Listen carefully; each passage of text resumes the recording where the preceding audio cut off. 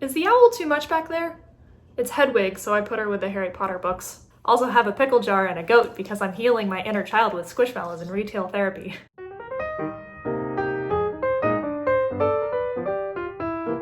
Hello, es ist Sonntag und ich heiße Sonntag and welcome back to Books and Hooks. If you're new here, welcome. I am D.M.Sonntag, author of the Kingdom Isles series, and this is a channel where I talk about books and crochet. If you're a returning watcher, welcome back. Last time I read from my first book, The Lightning Bride, and I'm going to continue that by reading from my second book, The Golden Wolf. In that video, I mentioned it would be really cool to read the first introduction of Barnabas, which happens in this book, and then the second introduction of Barnabas through a different character's lens that happens in The Wizard's Goddess through Joanna. Maylie is the one who meets Barnabas in this book. So I wanted you to hear those two scenes and compare, see the similarities and the differences. As I went through the scene that I'm going to read, I realized there's some good lore for the prequel novella that I'm working on currently called The Pirate's Emerald, which takes place when Farron is 18, so Barnabas, his father, is in that, and a few things Farron at 26 says in this book will be elaborated on in that prequel novella. I will be reading from my author copy that I say has the prison tattoo. Amazon likes to slap on the not for resale to, let us know, don't sell this. And the reason I'm reading from this and not my author copy, which, by the way, it's my author copy because they decided to do this. I don't know who QC'd this. They did not. Some of the pages were actually even stuck together. It just makes me sad. But that's why I kept this and didn't sell it. But I'm reading from this one because I don't want to mark that one up, even though it's still whatever. I mark up my author copies. Sorry, I'm just kind of like, woo.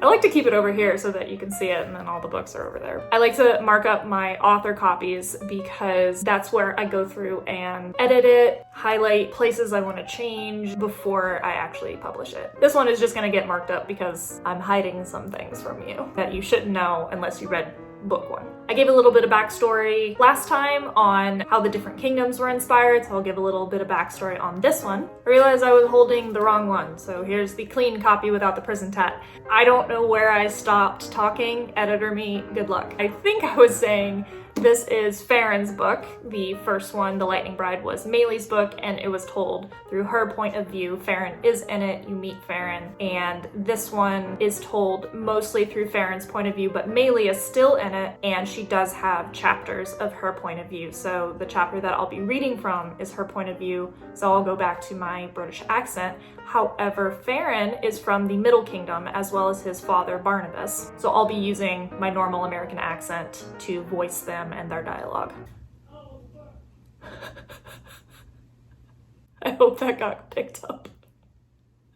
You'll probably hear a few words that you don't recognize. That's because they're made up. Since Farron is a sailor, he swears like one. I wanted to keep my books PG-13 since they are new adult, young adult, so I made up lore that Common is more refined and doesn't have those foul words. But the Eastern Kingdom, Yidvik, has all the potty mouth, swear words, bad language. So without further ado, here is chapter 6 from book 2 of the Kingdom Isles series, The Golden Wolf.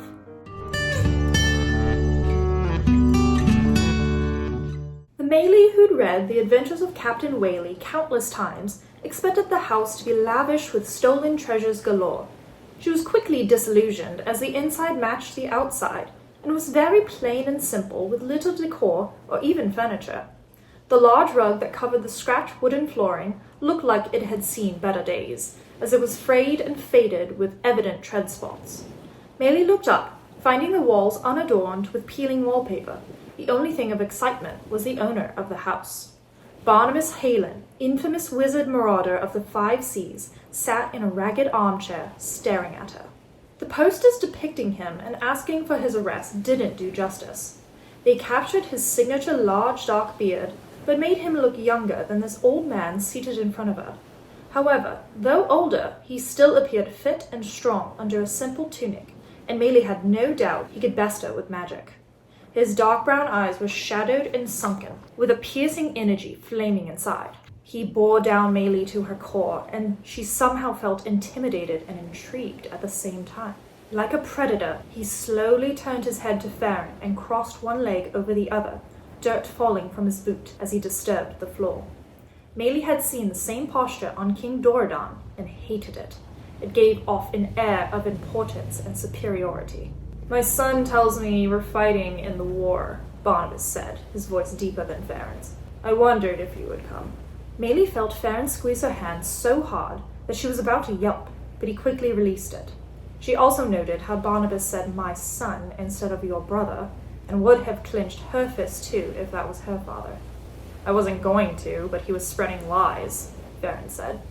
Barnabas raised an eyebrow, and Meili could see the older version of Farron hidden behind the graying facial hair. "Oh?" Farron glanced at her, and she flinched. Right, she needed to speak. Clearing her throat, she said, "It's an honor to meet you. I read stories of your glory." That's how she started? She wanted to crawl into a hole and live there. "A northerner," he said and scoffed. "Where did you pick up this one?" "In a northern tavern," Farron answered dryly. "Shocking, I know." "Who are you?" Barnabas asked bluntly. "Madeline Shadow," she said too quickly, trying not to wince as she realized giving her last name was not a good idea. "Class 4 Vizim." Barnabas chuckled, his eyes twinkling with curiosity. "I'm surprised you know what a Vizim is, though perhaps you had a tutor. A Class 6 would do you good." Internally groaning, she now realized this was a terrible idea. "I studied under Elias, yes. Contrary to what he claimed, I am not his wife." Barnabas shook his head and grinned. He never claimed such a thing, only that he trained you. Meili felt embarrassment and anger mix and rise to her face in heat.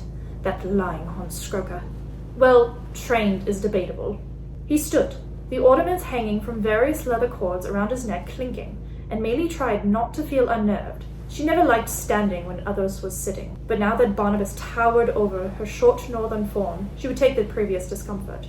"You're shrinking, old man," Farron said, stepping forward and putting a hand on Meili's shoulder. To quiet her or protect her? "As age does to us all," Barnabas replied, placing his hands behind his back. It was odd seeing the bearing of Elias with the face of Farron. "No amount of magic can change that." "I used to think you were so frightening," Farron said, "but that was when I was a child." More dialogue, spoilers, skipping. Magic skips a generation, so... Meili trailed off at the realization. So Farron was never going to be a mage. "There was a chance," Barnabas said, his eyes narrowing. "The nature mage can overturn that silly rule, but he decided to carry the curse from his mother's father, who he's unfortunately named after." "Nay," Farron mumbled. Barnabas's eyes widened and he froze. "How did you know that word?" Farron smirked and pointed. "Your son told me." The marauder's eyes narrowed. "What else did he tell you?" Farron's smirk turned into a sinister smile, almost like a dog showing its fangs. "You should ask him, father." He spat the last word. "You are messing with powers greater than you know." "You're right. I don't know anything." He slipped his hand off Meili and stepped forward. "You've always kept me in the dark." Barnabas straightened, though he was still shorter. "Everything I've done was to protect you." Farron laughed dryly and threw his hands in the air. "So Elias torturing me with magic was protecting me. It made you stronger." "Oh, horse macat!" He pointed again, this time so sharply that his finger looked like a flintlock. "And giving Elias your prize ship and all your wealth?" "Elias does my will," Barnabas said simply. "You were free to forge your own, and you have. I saw your ship, larger than the one you stole from here. I heard of your victory against the Bloodcoat Navy. None of that would have been accomplished if you weren't pushed." Farron rolled his eyes and turned away from him. "And yet you're still not proud of me. Only Elias, always Elias." "How could I have pride for accomplishments that were not my own? Only you can be proud of them." "I am proud of Elias's because he fulfills my will." Barnabas frowned. "Well, nearly all of it." Farron paused, flicked his eyes back and forth, and turned back around. "The attack on Maston?" Barnabas shook his head. "That was not my will, but I was relieved to hear it wasn't yours either." Farron threw his hands up again, though held them in the air. "Why does everyone think that was me?" Meili watched as Barnabas' blasé mien snapped into alarm, fear flickering in his eyes. "Who else thinks that was you?" "I'm done answering your questions," Farron said, turning his back toward his father. "You never answer mine. Let's go, Meili. It was a mistake to come here." "Why did you come here, Farron?" Barnabas tilted his head slightly in study. "For me to tell you I'm proud? You already know why I'm not. A pat on the back, a hug." "Doesn't every child want all that?" Meili said softly. I want your gold, Farron said so quickly he cut her off at the last word. The marauder chuckled. I told you why you can't have it. You must earn your wealth, as I did all that gold. I earned something better than you, Farron said, uncrossing his arms, straightening and facing him again. Association with the king himself. I'm sure that king can give you gold, Barnabas said with a smirk. I don't get handouts from him. I work for him, and my job is to snuff out those who pose a threat to the Middle Kingdom. Since you won't tell me what you're up to, I'm just going to assume you pose a threat, being a pirate and all. Give me the location of where you hide your treasure, or I'll tell King Jordan what you are and where you are. Barnabas stared at him with what Maylie swore was surprise, though it faded quickly as he chuckled. Blackmail. Interesting. My son finally grows a backbone. I'm impressed. First time you've ever been impressed with me and called me your son, father, Farron said with a stern expression. Don't get used to it. I suppose I can be the first pirate you raid from on your quest to rid the Middle Kingdom of wickedness. Barnabas laughed as he walked over to the table covered in papers. Like father, like son, Maylie thought, remembering Farron's messy desk on the bride. I hope you haven't buried it on an island, Farron said, crossing his arms again. Only novice pirates do that, Barnabas answered, his head down as he stroked a quill across a paper. Yet you're drawing a map. I have to stay true to my roots. He glanced up briefly. Would you prefer riddles? I prefer you to just straight tell me. Do you want the gold or not? Farron growled his answer. Give this to no one, and take only gold. No silver. Kazakh's hell, Farron said, rolling his eyes as snatching the paper. He turned to leave. No farewell? Farron's boot squeaked against the hardwood floor as he stood abruptly. Growling again, he turned around and extended his free hand, putting the one holding the paper to his chest. Maylie bit back a smirk as he was mimicking Elias, and poorly.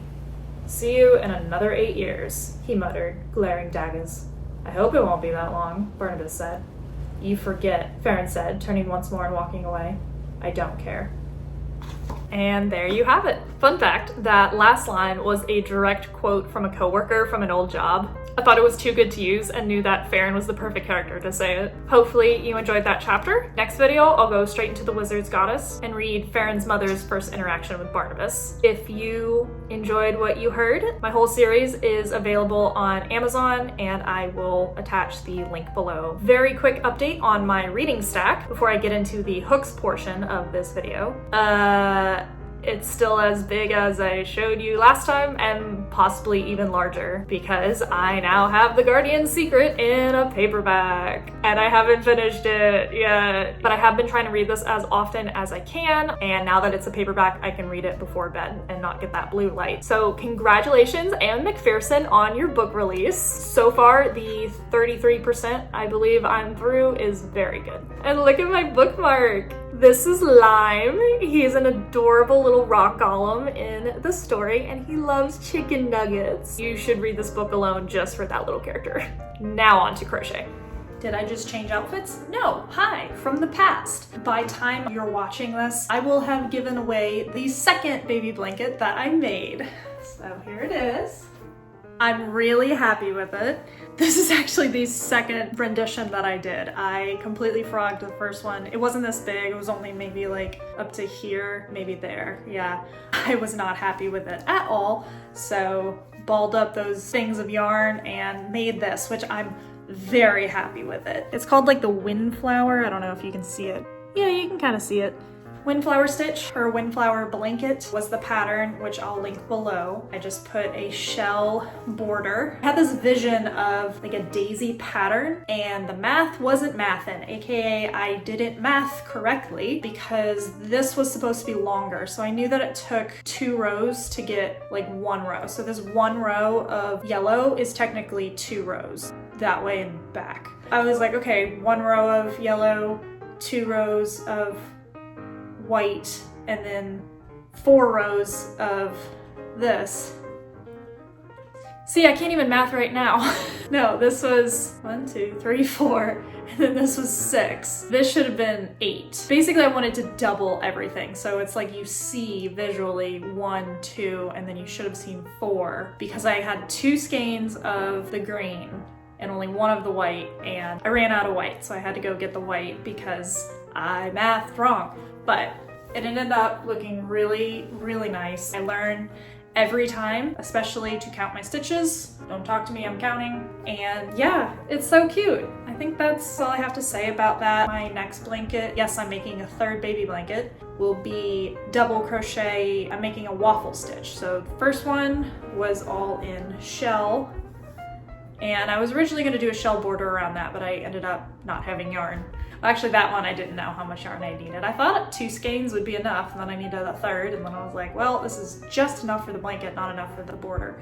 The third blanket that I'm making, I'm doing like a Neapolitan-ish color, not pink, white, and brown, but like spring Neapolitan. It's interesting with these baby blankets. I'm sad to see them go, but happy for the little bitty baby that will get to enjoy this blanket. I guess that's all. Back to future me. Thanks, past me. So yeah, by now I've given away that blanket and I am working on this one. Doesn't it look like Neapolitan ice cream? But like a springtimey, especially with the waffle stitch. It's so much fun. Just look at this. Next video, you'll probably get another past me showing off the final product, as I'm only this far into it. And I'm not sure what to do about the border. Comment down below if you have any suggestions. That's the end of this chapter, so I'll close the book for now. If you like what I do and what I make, like this video, subscribe to my channel, and follow me on Instagram for more content. Until next time, Auf Wiedersehen.